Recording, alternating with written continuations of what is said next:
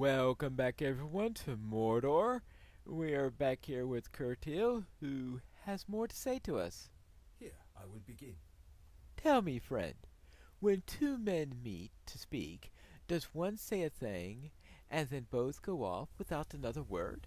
No, no, no. Ah, but first, this will not do. I must get up. Will you help me? I suppose we could do that.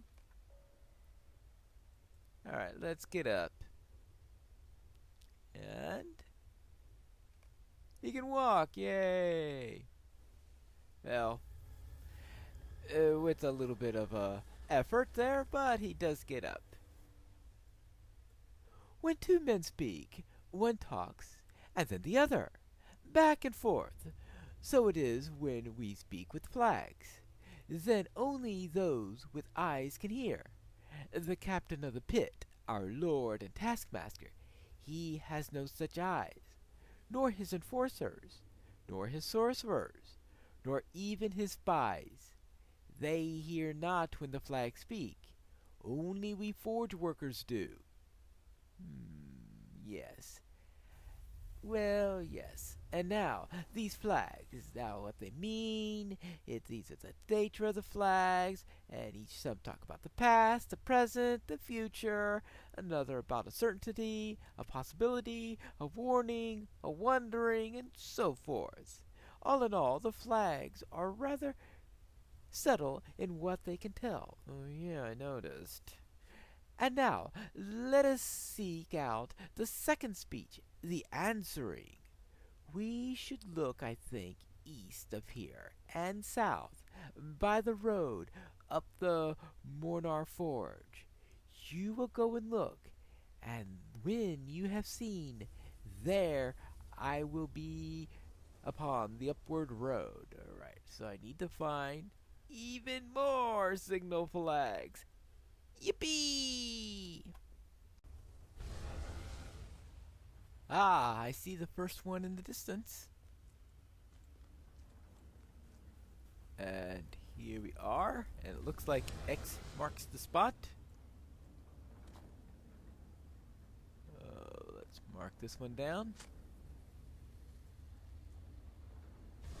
And I'll expect there to be a little bit more. Hey, could you... No, I guess you don't want to tell me what that flag means. Well. Just a thought. Fine, we'll just silence you instead. Now, where were we? Apparently in a industrial hellscape. That's where we were.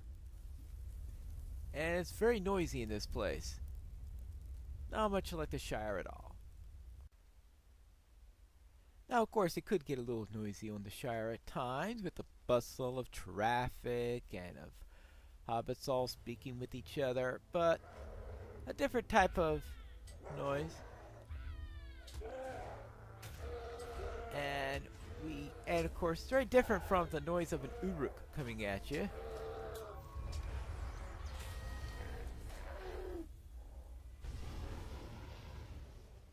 Or the noise of a minstrel? Yeah, it sounds like a minstrel. Of a minstrel singing, or screaming in that case. Now, let's see. Sun. So that means X marks the spot during the sunshine. Well, maybe not sunshine. This is Mordor after all, and sunshine isn't exactly something that's common in this area. I saw another flag around here.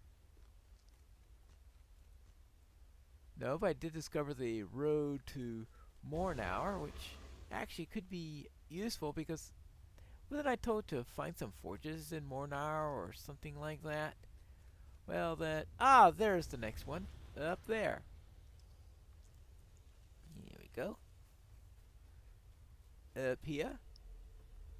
And we have the hook.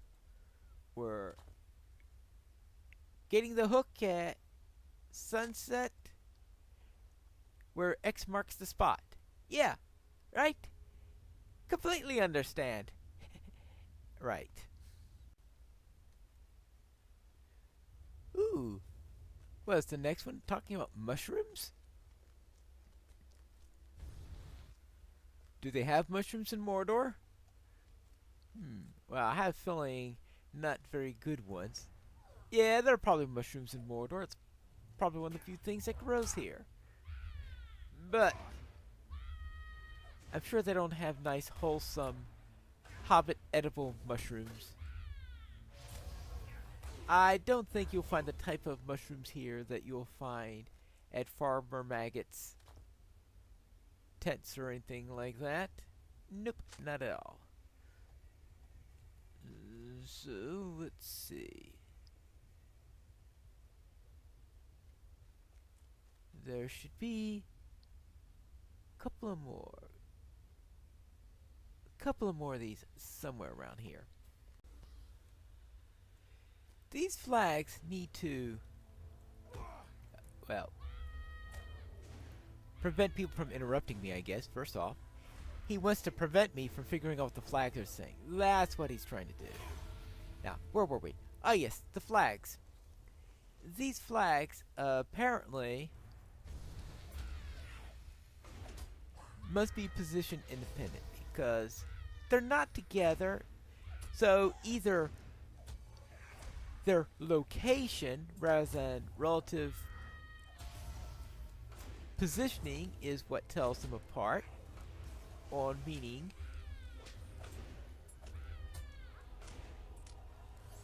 or when they are looked together as a group, their location doesn't mean anything. I'm not exactly sure which it is.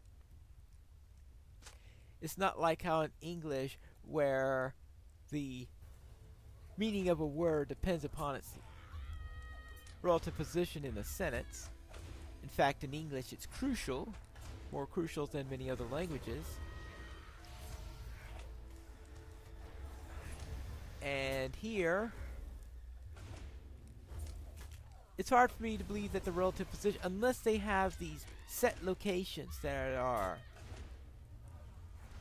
put out there, that said this is where this will mean, this is where we'll put the bird, this is where we'll put the noun, or anything like that. And that's rather difficult to believe. And it looks like this one's getting a little shut-eye. Yeah. It's hard to believe that it works that way, because if they always put flags into the same locations, it might be that the boss, that Grand Overseer or whatever his name is, would be able to figure out what's going on. And of course, the entire point of this entire signaling system is that the Overseer of the Pit, or whatever, the Overlord of the Pit, I think is what he's called, that the Overlord of the Pit is unable to figure out what it is. That they do this under his nose, which means that there has to be something that, of course, that will be difficult to figure out, unless, of course, somebody rats on them or something like that, and there's always that possibility. And where's Kurt? Ah, there's Kurtu. Hello there. Ooh, what's up now? We have only tellings, and tellings tatter. Up here, you may look down on the land of making and labor, land of muddy marching, land of swords made and swords raised. Look below, and you will see. I see a mess, that's what I see. Yes, the shape is like a sword gash, is it not?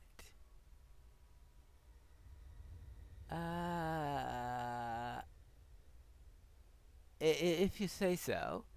A tale is whispered among my kind, that Xail Zangin, the resplendent one, fought here in this place with the fire giant Zalem Atash, and their fighting broke the world.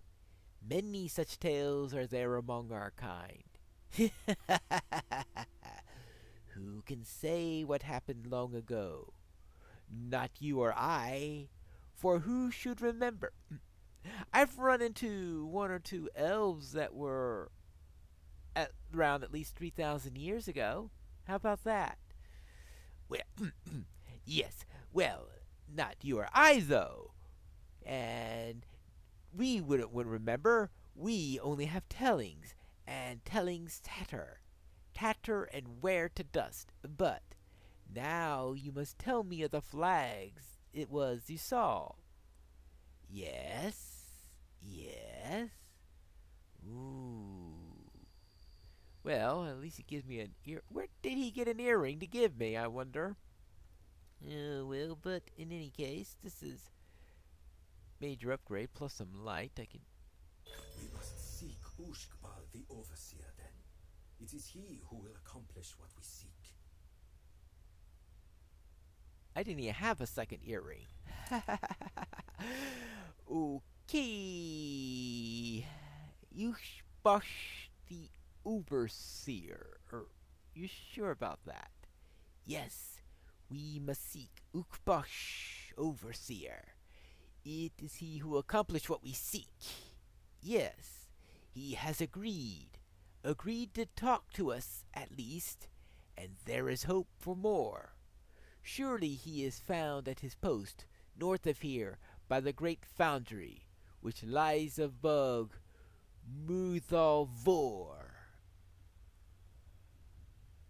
Alright, so I'm to find this overseer. That's doesn't sound like the brightest idea in the world. Let's see. Light of Arendelle. 6. Well, I gotta get that up too before I'm gonna go to Ushbash the Overseer. And I just happen to be on the road where I have another quest. I'll get to you in a moment. Yes, I'll get to him in a moment. I have managed to make acquaintance with the conquest of Gorgoroth, and I suspect that and 50 silver is going to buy me a mount ride from one place to another. Yippee, yippee, yippee. Hello there, Rogreen. How are you going about? How fared you? Journey to Udun. It was noisy, that's what it was. Yes, I must admit, I have faced more foes I believed I would, but I proved stronger than they. I took the weapon from one of the orcs I slew, and noted its craftsmanship. I could not have expected such fine blades in the hands of one such as he. Perhaps he was a commander of some sort. Do the orcs organize their armies and fighting companies in the same fashion as the men of Mordor? Do you mean in the exact same way, or do you mean that they have some sort of command system? Because I suspect the latter exists. I strongly doubt that they have the exact same system unless, of course, the people in Mordor made it exactly the same way in mockery of how it works in Gondor. But I don't know. I think you had something to say. Yes, these questions are pointless, of course. What matters is this. He is dead, and I am not, and I have come to the forges from where the sword may have been made. Let us ensure that no more of its kind come forth to us. Push over the anvils here and render them difficult to use. That will slow down their production of further weapons and help our efforts upon Udon.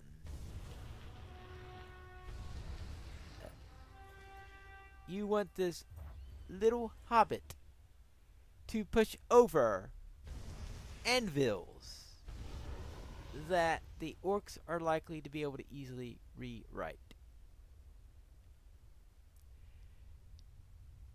This guy is cracked. He's cracked. I say he's cracked. And oh, hold on. What else is this? Weapons that have been newly forged. Can't do anything with those. Let's see. Many fresh weapons have already been smithed in Mordor. These should be destroyed. Alright, fine.